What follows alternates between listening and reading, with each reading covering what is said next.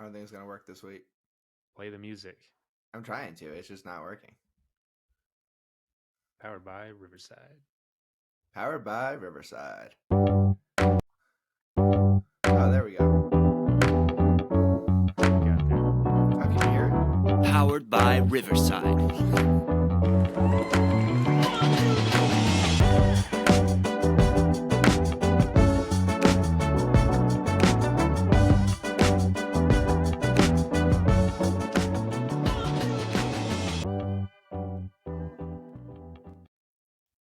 What's up, friends? How's everyone doing? We just need to stick our own music in there. Like, Oh, I'm sorry. Are we just gonna make you're- music? we could. You're dancing by yourself. I'm over here just sitting around because I hear just like muffled little like boop bops from whatever Yeah, shit is happening. but like it doesn't take much for me to just start like doing a little like shoulder shimmy. It's kind of like my go-to move in almost any situation. That's true. But hi, groundskeepers. We are back again. Back for another exciting episode. We missed last week. Our schedules just got a bit too busy. Our lives and our jobs that actually pay us money, so that we can pay for all this equipment. They took more time than we thought. So we're back. Sorry about the 1 week hiatus. We were doing pretty well there for a while, surprisingly. But welcome back. Welcome back. First off, we have to address the elephant in the room. Andrew has a new background. Andrew, could you please tell us about these the new jerseys behind you? Yeah, there we go. Same background, new jerseys. So it's a different background. It's the same background, same white background, just new jerseys on top. I would say that's different. It's not. It's the same. Yeah, as I said, I was gonna, have some new ones each week potentially. This week we've got Real Salt Lake, which is my MLS team. We have Celtic. It's a green and white, which is the Scottish Premier League team, and then this one, the yellow one, is St. Albans, which they play in basically like the lowest league in English football that you can be in, like below Wrexham. Well, you know what? Wrexham just got promoted, so They did. They are on the up and up. Let's see if they can keep that going. have you watched any more of the documentary since the last time we watched it? No. Oh, we I have have. not. We watched another couple episodes. It's really good, friends. If you haven't plan on watched it. the Wrexham documentary on Hulu yet, and if you don't have Hulu, go grab someone else's Hulu. But please watch this; it's amazing. I think it really digs deep into the community aspect of this sport and how it really affects those who live around the stadium. And really, this sport goes generations deep. Oh yeah, it was from the episodes that we watched. It was awesome. Maybe one day we'll have McElhenney or Reynolds on our podcast. Honestly, about it. I'd be cool if the Waterboy showed up on this podcast. Can they Right. afford a Waterboy? Easy. Of course they can. I remember what didn't they say that they've? Oh wait, no. I think this was. I heard this on an interview. Apparently, they put like $10 million into this club so far. So between revamping, signing players, buying back the race course. Okay, but how much money did Deadpool make? I know, but that's what they're saying. Like, how much money are they also making because of it in the documentary, just outside of it, everything else they're doing? It's it's not that much. Based off a quick Google search, Deadpool at the box office made $782.6 million.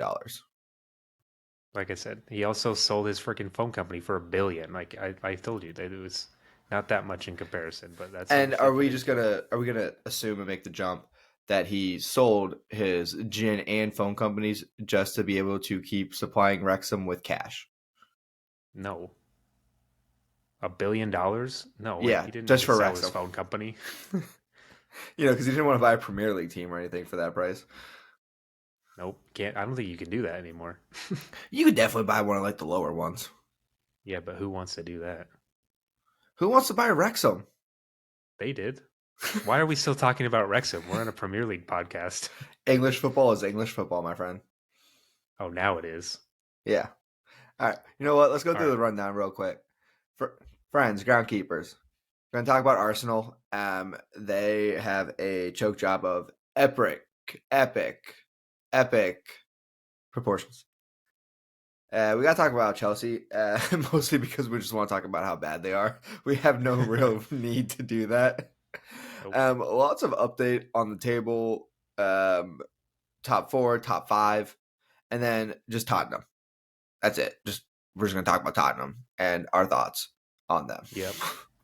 Yeah. So I mean, let me just go get everyone's recycling from my entire apartment building and grab every bottle humanly possible because Arsenal are fucking bottling their title right as we speak. let's talk about their last 3 matches, right? Let me just bring this up real quick. They played Liverpool. They tied 2-2. West Ham, 2-2. Arsenal, not 2-2. It was 3-3. So the good news is their offense still works, right? Like they can score. Bad news, their Swiss cheese defense literally can't hold up to anything. I was thinking about this team, and if they really have this collapse, right, they will have something in common with the great Roman Empire and the Mayan civilization. Jesus. Epic collapse. Yeah, but at least they lasted longer at the top. The Romans and Mayans. Yeah. All I'm saying, Arsenal crashing quicker than the economic collapse in 1929. Friends, for those of you who don't know what that is, that was the Great Depression. I hope that people listening to this know what that is. And honestly, I think Arsenal fans are going through a Great Depression right now. I cannot imagine the feelings of anxiety, paranoia, sheer sadness, fierce anger towards their own club. They had this. It was their title. And out of nowhere, they're like, hey, you know what we should not do? Win. No, you're not wrong. Actually, I saw someone. Well, actually, I'm going to get to what I was about to say later because we haven't gotten to portion 2 part yet. Yeah, seriously, like what's going on?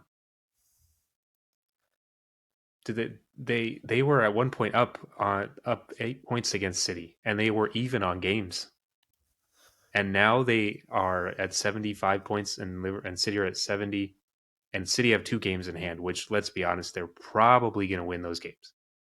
So I'm going to go 100%. I'm going to go ahead and say it's City at 76 and Arsenal at 75 right now. And like, what were they expecting to just like coast at the like last portion of the season? I mean, they're only in one competition right now. They are only in the Premier League. They're out of the Europa League. They're out of the FA Cup. They legitimately have one competition to focus on. You can't say that they're tired. They play 1 game a week. It's not like City right now, who are playing in the FA Cup, in Champions League, against what we thought was going to be a lot harder of a 2-game tie. But anyways, wasn't difficult at all for them, let me tell you. No, it was not difficult. But the 3 games that you mentioned, 2 of those games they had to come back. They had to come from behind. Or sorry, one of those games they came from behind. 2 of them they gave up 2-goal leads. They were 2-0 up at Liverpool and West Ham. They were 2 goals up and just they couldn't see it out. They couldn't just play defense. They've had a pretty good defense most of the season. They've also scored a lot more goals in games. So I don't really understand why they are just kind of shit in the bed. I can't explain this. I was really going through my thinking cage, right? Trying to grasp at straws. I'm sorry, trying to make a face at thinking cage. What the fuck is that? What's the thinking cage? My thinking cage. You have a thinking cap. No, it's my thinking cage. No, you do. You have a thinking cap. You don't have a thinking cage. Like, what are you doing?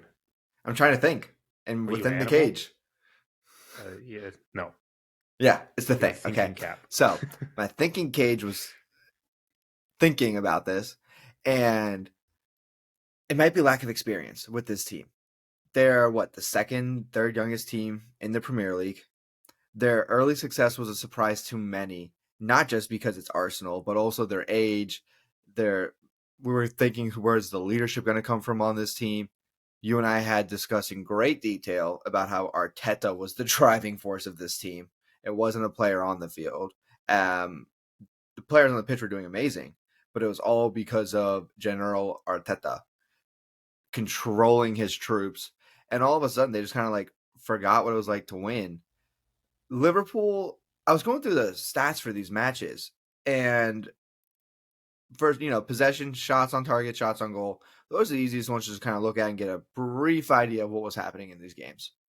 Against Liverpool had way more shots in the match at 21-9 comparison. Now, shots on target was much closer. Liverpool with the advantage of 6-5. Yeah. West Ham also had more shots overall in the match. And West Ham only had a 28% possession share. Less than a third of the match, West Ham was touching it. But you know what? Every single time they got the ball, they were going to shoot, and I love that. And then Southampton. The absolute tragedy of going down to Southampton. 3-1. Yeah, it was 2-0 within the first 15 minutes. Absolute shell shock. It looked like Southampton just threw a blue turtle shell right at Arsenal. I mean, yeah, like the Southampton are at the bottom of the table. Like they have 24 points. They have they're still at the bottom of the table. They still are. I know. Don't stress. They're still down there. Oh no, they're not making it out of there. That's not happening. No, but I don't like I said, I don't get what Arsenal are thinking right at this stage in the competition for the title of the Premier League, because they like you said, they had it. They had literally had it in hand pretty much. They had points. All they needed to do was keep winning, keep the momentum that they had going. They have literally red hot City breathing down their neck. It's never really gone away. It's kind of always been between those two the entire portion of the season that we've been in. But I don't get how in those last 3 games they drew each one. How do you they should have easily beaten Southampton, easily beaten West Ham. They should have got 6 points from those without a doubt, no questions asked. So they should be somewhere within a breathing room against Manchester City. Not if they lose this game on Wednesday, City are probably going to win the Premier League. That's not where they should be right now. They should be like, okay, it doesn't matter what happens. If we lose this, we still are fighting for this. It just seems like the continuity within this team, the chemistry, it's off. I personally described this team's offensive style earlier in the season as a controlled, chaotic pinball machine, because the ball was bouncing all over the place, but Arsenal knew exactly what they were doing. The chemistry was there, and all of a sudden it looks like the bumpers no longer work because this defense isn't working whatsoever. Every team knows they can score on Arsenal at this point, and I'm not sure how to fix it at this point in the year. I did go back, obviously you got to look at injuries, right? Which injuries have been occurring? Arsenal did lose their center back. They lost him on March 16th, I believe it was. Back injury against Sporting in Europa. Saliba. Is that how you say his name? Yeah, Saliba. Saliba, yeah. And, that's a huge impact. Maybe we didn't really consider that as much as we should have. Their next 2 games after losing him, they were super easy. One of them was against Leeds. I forget what the other match was. But those were easy matchups. But now that they're facing harder teams, I think we're starting to see just how important Saliba was in that center back role. And I'm not sure if he's getting enough credit for how much he helped this team earlier. Yeah. Well, I mean, let's be honest. You say harder teams, but they should have easily dispatched Southampton and West Ham. But what we've seen so far this season is that teams at the bottom of the table can actually run riot at teams at the top of the table. Yeah. So, also, bottom of the table is fighting for everything, because there's maybe that's also part of it. The bottom teams are like, we have a chance to not be relegated. Yeah. And we have a chance to be relegated. So maybe everyone's in fight or flight mode right now, and everyone's choosing fight except for Arsenal. Yeah. I mean, Arsenal had a stellar March. They didn't lose a single game. I mean, mind you, they drew twice to Sporting, but still, it doesn't count as losing. They beat everyone, and then it's just been this month, except for City. Well, they haven't played City They played him in earlier this year. March. Not in Yeah, March. not in March. Not in March. Speaking of March, did you see Sully March's penalty today against Manchester United? No, I did not. Man sent that thing into orbit. Ooh, Gotta go you watch can't the do that. replay. No, it was bad. I was doing dishes, and I was watching the penalty shootout, and man, I was Oh wait, no. You're right. I did just see that. I was watching the highlights of that. I think on ESPN FC. it was bad. Oh my god, he like immediately covered his head. Like, um, it was also. Can we talk about like how sometimes these pundits have like bad takes or like just bad questions thrown at them about analyzing games? Yeah. Someone asked, "Did De Gea going to his left 2 steps before the Brighton player took the penalty cause the Brighton player to skyrocket it?" And I was like, "Come on, What? you got to have What? better questions than that." Because if you watch the replay, De That's Gea, he stupid. guesses a bit early, right? Like you can see him going to his left. And ESPN FC's question is, did that cause the player to skyrocket the ball? No. That's a dumb question. Get better. Have better punditry. We're available. I'm All just right. going to put that one out there. Yeah. I'll come and do better than that. Can't do worse. All right. You can't do worse. Okay, but back to this little thing that we're talking about Arsenal and their bottle job.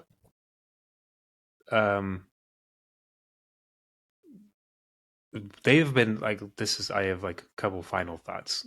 These last 3 games, these last 3 weeks, they have been looking like the Arsenal that we've seen play in the last few years. Not the team that we have seen dominate this season. Like they have basically been an unstoppable force for the majority of the season until these last 3 weeks. I really don't get why all of a sudden they're just like meh. Like I that's it. I don't get why they're being meh. I don't get why why are they shitting the bed right when it do. matters the most. I agree with you. I believe in past years, Arsenal could be described as a team that you don't want to play. However, you're not afraid to play them. Yeah. And I believe for most of this year, everyone said they did not want to play Arsenal. And it was very obvious as to why you would want to avoid that team. You could not beat them. They spun circles around you. And all of a sudden, it just kind of like stopped. And Arteta needs to figure this out real quick. And even though it's been 3 weeks, he has, from the time we filmed this, he's got 3 days until he plays the Giants at the Etihad. And if he doesn't get this right, and I mean 1,000% correct, I don't mean 95%, not 99, not even that 99.9%, just like the hand sanitizer that kills 99.9% of germs. Nope, it's got to be an absolute 100%. Because if there's even an inkling of a hole in his tactical plan for that game, Pep will destroy him. He will rip him a new one. I mean, yeah, especially considering a lot of the coaching that like Arteta had, he got from Pep. Yeah. It's And what is it like Yoda and Master, some shit like that, something from Star Wars right now. yeah, I don't know what's gonna happen. I have a guess. I'm gonna wait for that segment of the show for who will be on top at the end of the season. Do you want to give any? I did a no particular order thing when we get there. Oh, that's wow. You really copped out on that one. Really put your name out there, didn't you? Well, do you want to give any predictions for the winner of the Man City versus Arsenal match? City. Yeah, cool. I feel like we agree too much on these things, and that's probably an issue for our pod. I don't know if we need more fiery takes. I mean, I feel like if it's a take, it's a take. Like City are gonna It's a fucking take. win. Yeah, It's not like West Ham against Arsenal, and one of us was like, "Oh, they're gonna draw." Like that would be a hot take, and they drew anyways. Yeah, at this point with the momentum going, I can't see a way that Arsenal wins this match. Like And City Man don't. City's. Go ahead. No, you go ahead. I was just gonna say, I think City's greatest strength at this point is their depth, because they can just replace one amazing player with another amazing player, and that's really helping them in all their competitions right now. Yeah. I was just about to like mine. We kind of have a similar thought there. Mine was just not about I didn't hit the depth point. It was just the fact that like we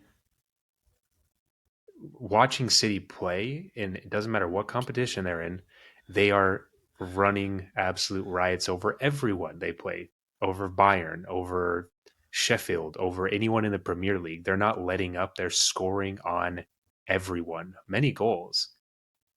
It's not like they go into the Champions League and have like a 1-0 win or a 2-0 win or something. They go in and have three nils, 3-1s. They go into the FA Cup semi they just played on Saturday and won 3-0 with a God squad. Holland didn't even score. I think Arsenal need to be like getting the best night's sleeps they can ever have. Drink all the energizing water they can because they're going to need it. I think Arsenal is gonna have to find some of that like special juice that they use in Space Jam, Michael's secret stuff. and that's just gonna have to be it. And then when that doesn't work, they're gonna have to, maybe, I don't know, maybe a ritual sacrifice to the old gods and the new. Like they can maybe able to figure this out. I don't think they will. I think City's gonna win that game. I could see it being 3-1. That's just off the top of my head. I didn't even think about that before I said it, but that's pretty on point with what I do. I'd say that's probably right. 3-1 is probably a good option. I could see 3-1. I could see 2-0. I think No, the I think first. Arsenal will score. They'll score. Arsenal will score first, but City will win 3-1. Oh, hot There you take. go. Hot There's the take. hot take. Because I think the first 10 minutes is going to be City just pressing Arsenal. Because City's also at home. True. But true, but as we've talked about in previous pods, when City press, they tend to press with a lot of players high up the pitch. So if Arsenal can get the ball and do a quick counter, that's going to leave them wide open. We know that Arsenal do like to work the wings. That's true. And I would have to imagine that Arteta is going to have at least a plan laid out for that high press. Whether it works or not is a different story, but he's at least going to have that plan there. And you know what? Arsenal just needs one, and they might be able to pull it off, right? Like in this sport, sometimes one is enough. Yeah, I mean, obviously, best case they win. Worst case, I think for ours, I mean, I win lose, but like if they get a draw, that's still helpful. It's not Yeah, I great. think doesn't a draw favor Arsenal more than City? I mean, City would still be up on points if they win those two games in hand. They'd be 77-76 if we added those two like games in. So technically, no. The only thing that really favors Arsenal right here is a win. Assuming Man City runs the rest of the table. Yeah. Assuming that Man City at least win the two games in hand that they have. True. Like Arsenal need this win. Like they need it. I'm gonna go ahead and say City will get at least 2 wins out of this this stretch, mostly because they're playing Leeds United and then Everton. Yeah, but they also have to play Fulham, West Ham, Chelsea, Brighton, and Brentford all I'm not before saying the it's season ends. easy. I'm just saying it's very doable for them. Yeah, With their depth. Of those games, they should easily make up the two games that they had postponed. They have enough guys on their bench every single match to make a second team that would compete in the Premier League. Yeah, easily. Like their bench is full of just absolute like all stars. Starters for other It's a tune teams. squad. It's literally a tune squad. Yeah, I don't know. I feel like it's like playing backyard sports, the video games, and you just like put all like the best players on our team, like Pablo Sanchez and Pete Wheeler, and you just like I remember let them that. run around and do their thing. Man, those are games. Those are fun. That's also Backyard my second sports. video game reference of this episode. Good for you. First one was Southampton throwing that the blue shell to Arsenal, which works perfectly for this scenario. I mean, yeah. Last place to It first does. place. I mean, All yeah. right, we got to move on. We do. Not that we have much to talk about this next segment, but Chelsea sucks.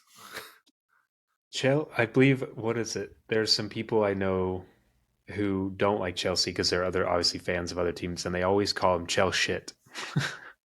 That's so clever. Wow. 10 know, out of 10. They're so middle stupid. school joke. Still, but they literally are. Like new managers, same problems. They still can't win. They still can't score. I will say, new in their defense, if I may defend them for 30 seconds, you can clock me. I didn't think they were going to beat Madrid in Champions League. Therefore, them losing in Champions League did not affect my opinion of them. No. But did you watch that game, the second leg at all? Oh, yeah. They looked like a better team. Like Chelsea just as a squad looked like a better team, even though they still lost 2-0. It still was like, it felt like an improvement, even though it was not. It's what we call a felt like a moral victory, which means nothing on the scoreboard. Yeah, I mean, moral victories don't mean anything, and like I think it's in my notes, they had better possession, they had more shots, they had basically every stat that you can clock, they had better of that game. And it's like cool, but you still can't score. You have all these people and you still can't score. They didn't have better. No, they still lost most of the stats. No, they didn't. Not according to the ones I looked at. What are you looking at? What are you looking at? We're talking about the game on April 12th?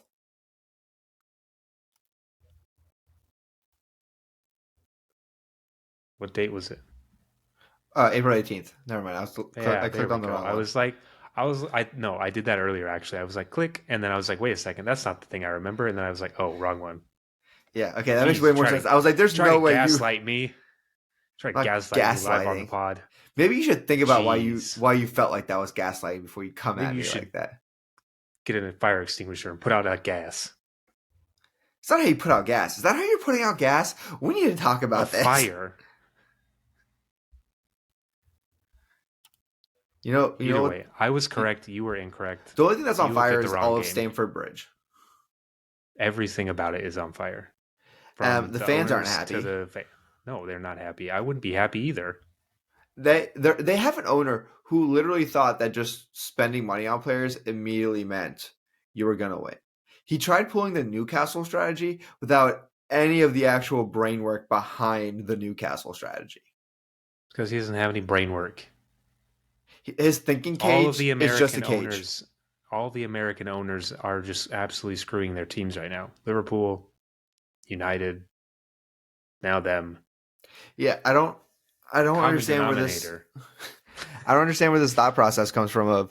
If I have money, the team will win. Like that's not how that works in any sport.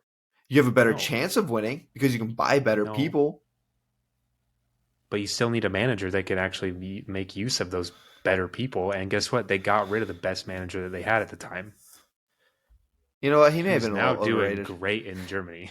You know what? Maybe that was the correct decision all along. That Tuchel may have not been their man. However, maybe they should have kept him so that other teams did not acquire him.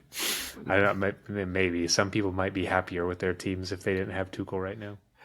Friends, for all of you who are not aware, so on our other podcast, which will be starting in the next 2 to 20 business years about the Bundesliga, that podcast is currently discussing Bayern Munich, which is near and dear to our hearts, and how they fired their previous manager and then immediately hired Tuchel. And per Bayern leadership, they wanted to ensure that they would be in competition for all 3 possible trophies with it for the German team. Within 2 weeks of Tuchel taking over, they were immediately bounced from 2 of those 3 competitions, and then they actually dropped a place within the domestic table. Yeah, they did.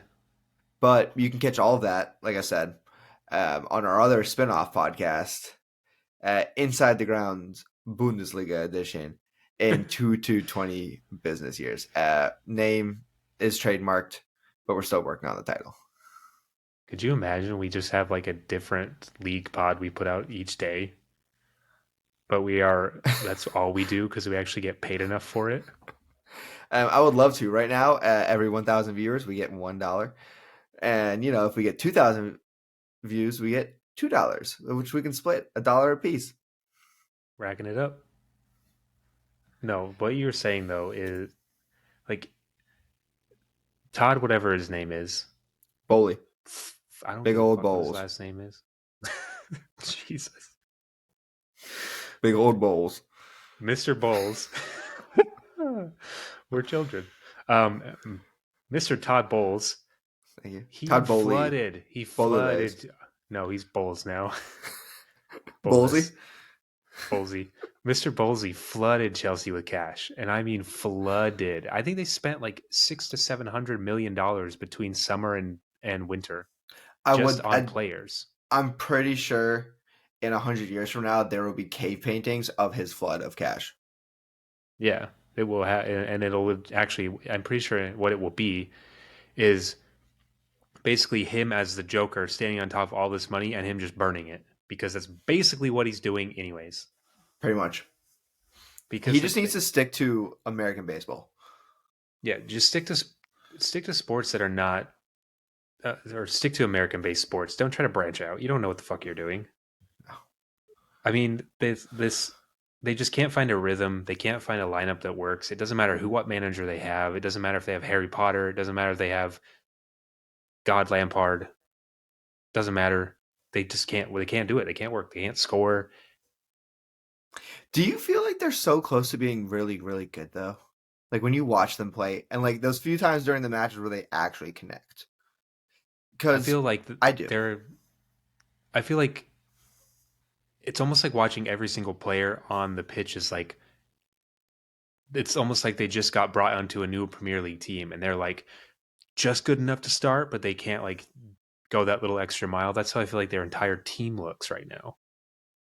From their best players to their worst players, like no one wants to go that little extra mile. No one, and maybe that's true. Maybe no one wants to work any harder than they are.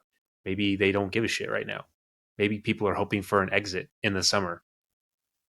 But I'll tell you what, if I was a manager looking at players to buy in the next like window, I wouldn't want to buy probably any of these Chelsea players because they're not giving any kind of heart, any kind of desire to this team right now. And who knows what the price is going to be?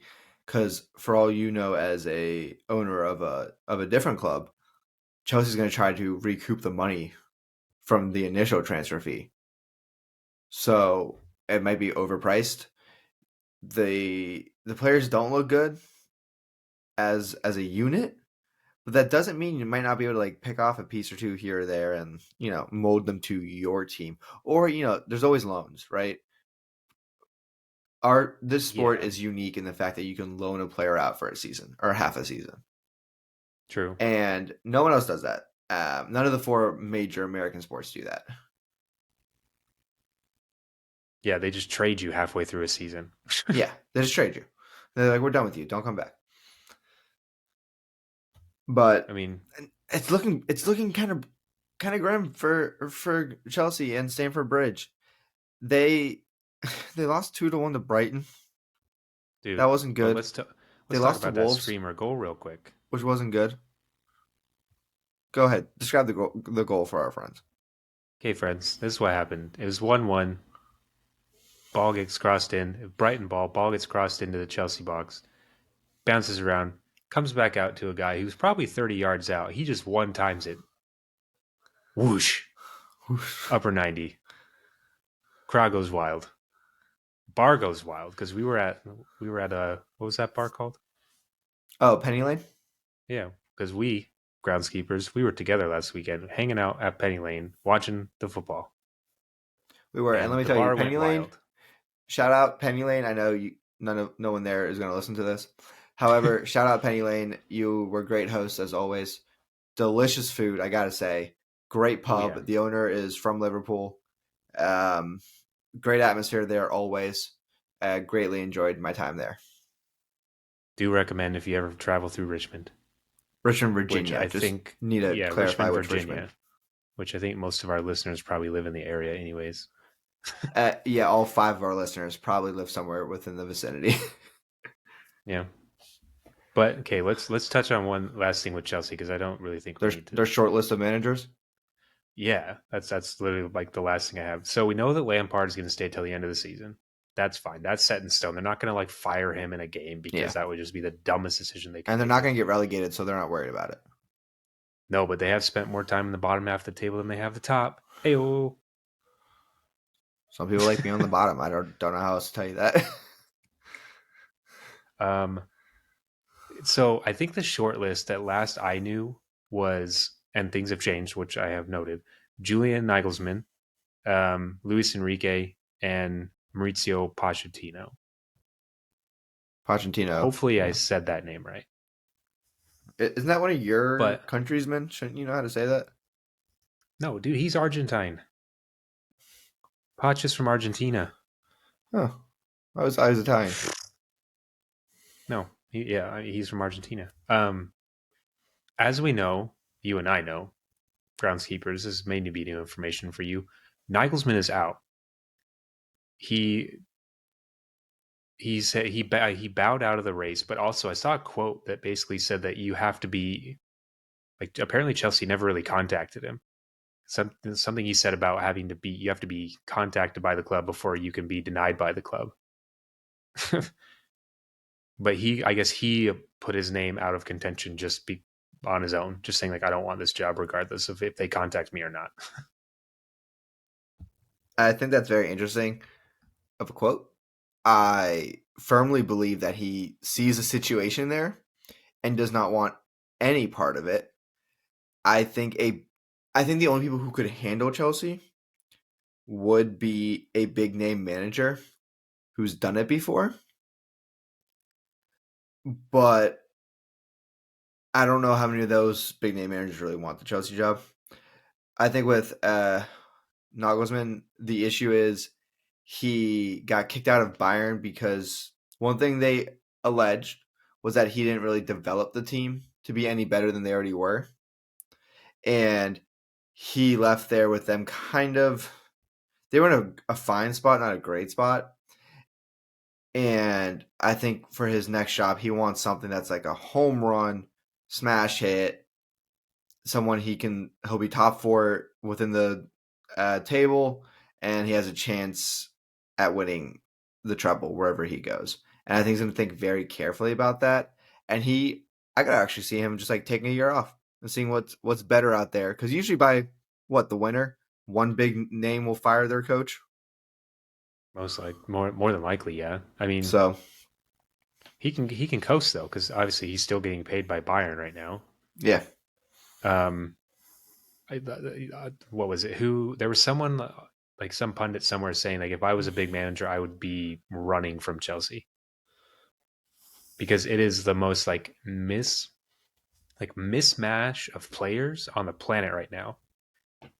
Like it was like when they bought players in the summer, when they bought players in the winter, it was like no rhyme or reason. They were like, oh, this wonder kid, here, grab. Oh, this guy might be good, grab. Oh, what league has a player that is high price? Let's take him too. Like they're just such a mashup right now. Like their squad doesn't make sense to me. And yeah. so And we've as a talked about it coach, I before. don't know. Yeah, we talked about that. I Yeah. think 2 weeks ago, 3 weeks ago. The roster's not someone you really want to take over. They're pieces of a great team and pieces of tactics that work, but unfortunately, you try combining like 3 different ideas, and you're gonna have to offload some players. They also have like 30 something players on the senior team. Yeah, I think they have the largest like registered roster Yeah, of any Premier League. whole thing's a mess. Most managers are gonna want to avoid that, especially managers who they got fired from the last job because they weren't winning. Chelsea's not exactly the place to get your reputation back. No, But I don't see. I don't know who they're going to bring in. I don't know who would want to take over this team as like because they are kind of in their own rebuild right now. Like they are kind of needing to be rebuilt from within, and they have to offload players. They have to figure out something, and I don't know who they're going to get to replace Lampard when the season ends. you know what? We can do it. We'll take it. All right. Yeah. Chelsea, give us a call. Co-head coach? We'll have to bring Tom though. Do we? Yeah. We'll figure it out. We'll give him something from the souvenir shop. All right. Let's go through this table. The table has gone through some changes, friends. I'm gonna run through 1 through 8 real quick. Sound good? 1 through 8. Yeah. Yeah.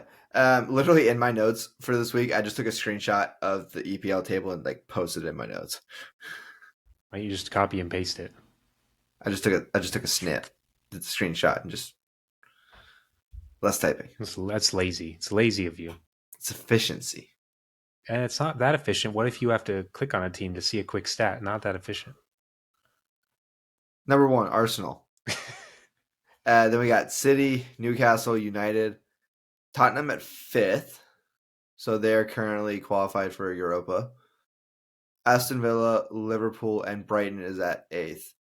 Brighton has the most games in hand at 3.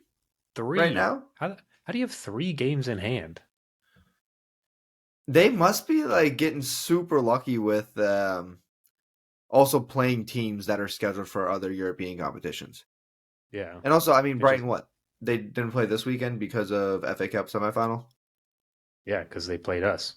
Yeah, They're supposed to play City. Yeah, and United has 2 games in hand.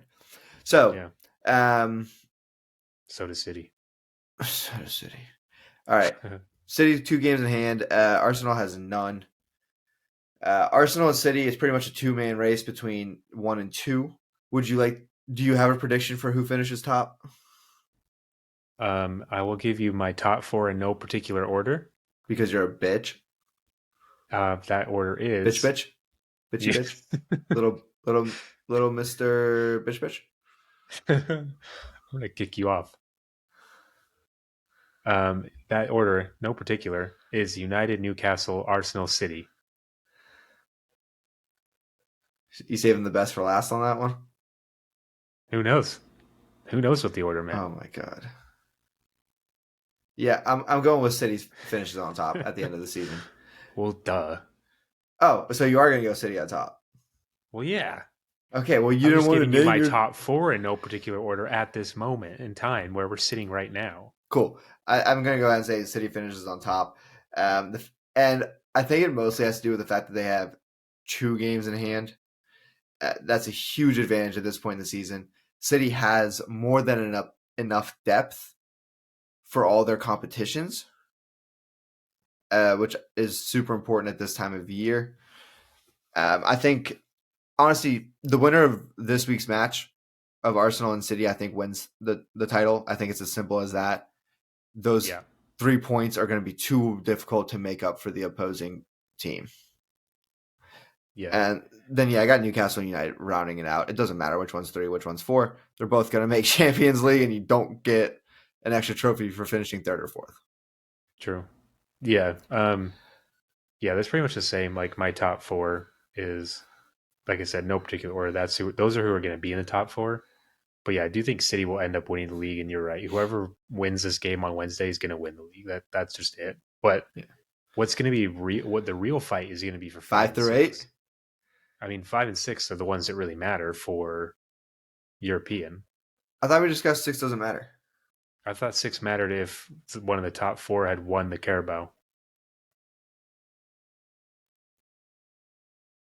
Oh yeah. Then the 6 gets like a playoff spot to get into a European competition. Yeah, it's really dumb. You're right.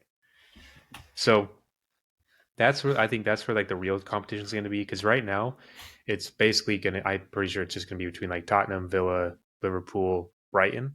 Yeah, that's what. Yeah, now, and friends, that's why I only read to spot 8, because I firmly believe Fulham's out of it. Yeah. And with Brighton having 3 games in hand, that's going to be super helpful for them. Liverpool are making a small comeback. They are not going to hit top 4, but right now, with how teams are looking, Tottenham is on the top. We don't know what the hell's going on with Tottenham. Liverpool are still kind of like finding themselves. I feel like, even though they've had some big wins, they've had some good wins in the like recent weeks. I think that with momentum, I think Villa and Brighton can make those 5 and 6 spots. That I'm going to say that's a bold take because you didn't go for the big names. I respect your opinion. I would like to point out that Liverpool also has a game in hand. Just one though. Do they play on Monday? Is that what their deal is? Someone plays on Monday. I don't think I took a screenshot of Liverpool's schedule. The weird thing is most of these teams in the 5 through 8, they play each other in the remaining matches. So they're kind of in charge of their own destiny. No, Liverpool plays on Wednesday. But Liverpool plays West Ham, Tottenham, and Aston Villa to close out the season. Yeah. And honestly, I love this. I love the fact that each one of these teams is going to be playing the others to try to make that 5th and 6th spot. I'm going to say more importantly 5th spot because you'd rather play Europa. Yeah. I mean, no one wants to be in the Conference League. No, it's just extra matches for nothing. Now it's just like, here's a trophy for everyone. You can play in a league. Yeah. So here's the thing. I want to will Brighton so badly into that 5th spot. I mean, they can do it. I think they can. We know that they're a good team. They have I'm going to call it a reasonable schedule to close out the season. Mm-hmm. Because they have Nottingham. They have Wolves. They have United. That's a tough match, right? But they can take Wolves and Nottingham. They have Everton. They can take Everton. Hey, you need to have more faith in your boys. My boys are playing away at Brighton, so when we are home, I will have more faith. Also, Brighton plays Arsenal, Newcastle. Those are going to be tough matches. I know we just talked about Arsenal like choking away their lead. They're still a damn good team. Let's not take that away from them. And then Southampton, City. We're just going to ignore that match. And then Aston Villa. Brighton can do it. I really want to believe in this Brighton team. I think with the fact that their manager left them for a bigger name, this team continued their success. They believed in their strategy. They have some really good players, younger players. I'm going to be really sad when they all get sold off to bigger name clubs. I mean, yeah, but if they keep doing well and get into European competitions, they might not leave the team, because you're only leaving because that's potentially what you want to get to, is a European competition and like a top 4 contending team. I think with the momentum that Brighton has and the players that they could potentially even bring in, they can be that top 4 team and they can be that European competition contender as they're looking to be right now. I agree with you. And sometimes with these teams, if they start doing a little bit better, all of a sudden potential new ownership starts looking at them and goes, hey, this team's on the upward trajectory. If we buy them, we can give them the financial backing they need to get over the hump. Yeah, just hopefully they're not American. Oh, well, yeah, hopefully not. The issue is if they're not American, they're probably Middle East oil money. Those seem to be like the 2 main options lately. I don't know if you have like other ones, alternatives. I know there's like a Finnish billionaire that was trying to get United. I mean, there's Sir Jim Ratcliffe, who is literally from Manchester, who is a billionaire. Him too. But I think there was a Finnish guy at one point who was like trying to buy the team. I don't know. But I want Brighton. I want it so badly. I'm just going to say it. We're going Brighton 5th spot. All right. I don't think that's a hot take. I think that's a realistic, because if we quickly look at it, let's say they win their 3 games in hand, that puts them at 58 points. Like, that's hitting top 4 spot. And that's just with those games in hand. Yeah. Like and they can easily win some of the other games that they've got on their schedule. Like, it's possible. I think that it's not a far off shout for them to make into European this year. Also, Tottenham's got a tough remaining schedule. Have you looked at it? Yeah, but we're only saying it's tough because Tottenham are shitting their pants right now. Any other time, we'd be like, eh. United, Liverpool, Aston Villa, and Brentford is not an easy gauntlet. It's not the gauntlet, I mean, but it wouldn't be so hard if Tottenham weren't just like absolutely rolling over in their own grave. you know what? Maybe it's time for them to rebuild. But we can talk about that another day. We can talk about that another day. Let's now that we've given so much of the top of the table some love, the bottom is still a fun one right now. It is No, still it's not fun. No. okay. You know what? No, Maybe you don't get to it's talk not right now fun. because you're Okay, sitting in the bottom. yeah, it's not a good time, dude. Hey, you know what? It's still much the same though at the bottom. Like one win is going to propel any team up out of relegation or away from it. But anytime someone wins again, that it's just a giant like circle down there. But they're starting to differentiate themselves a bit A little more bit, a little because bit. Crystal Palace is pretty safe from relegation at this point. Yeah. Roy Hodgson's done his job. West Ham, sitting at 13th right now, is at 34 points, 6 points above Everton, who are at 18. West Ham is close to being safe, especially when you're considering the goal differential because West Ham is only -8. Yeah. I mean, I think I've got it noted down that I think of these five teams, three of them are going to go down, and it's going to be either Leeds, Leicester, Everton, Forest, or Southampton. Can you say that again, Can I? please? Why? I just Why? want to hear it again so I can visualize. Thank you. Oh, okay. Leeds, Leicester, Everton, Forest, or Southampton. Okay, thank you. I just want to make sure I double heard the fact that you just read 16 through 20 in order. Thank you. Yeah, I did. It's not going to be fun. The way it's looking is that it might be between Leicester and Everton for that final spot. I think Southampton's pretty firmly going to get relegated. Southampton, Yep. we love you all. You've had a great run in the Premier League. Um, It's just your time.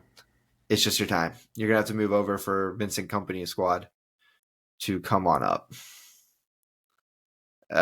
Super excited about that. We'll talk about that another day. Oh, Nottingham Forest. he's also on the list for Chelsea manager now. I hope not. I hope he does not take that. That is failure waiting to happen. I Also, his wouldn't take squad it. might get immediately relegated then, and I would not want to see that either. So let's get back to this. Everton and Leicester. It's really between these two clubs, right? Nottingham Forest. Leeds could screw it up. We don't know what to do with Leeds.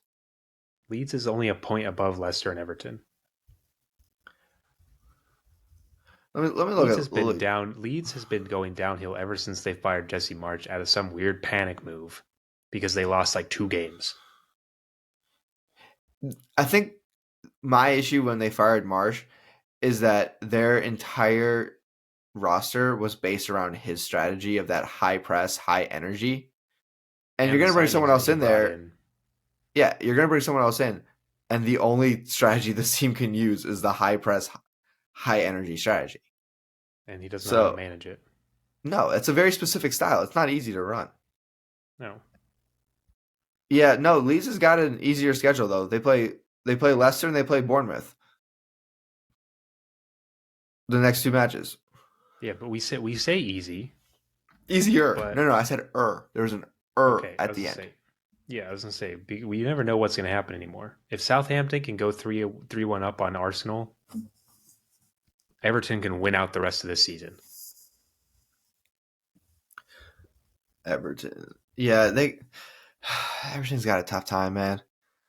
We're playing Newcastle, City, and Brighton.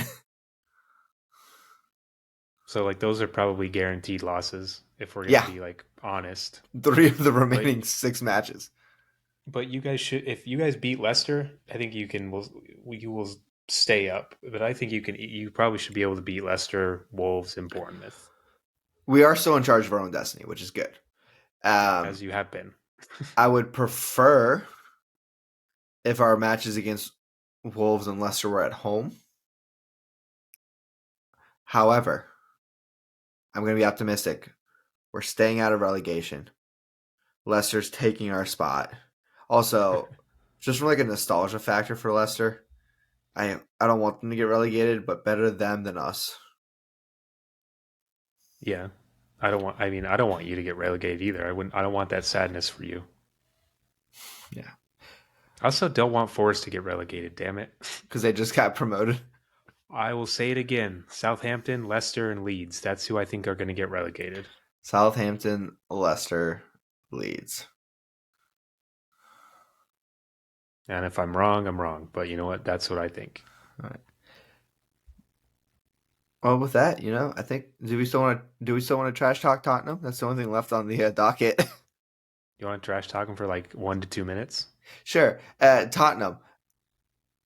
You guys are about as on fire as Chelsea is, in all honesty. You just did much better earlier in the season, and so you're higher up on the table.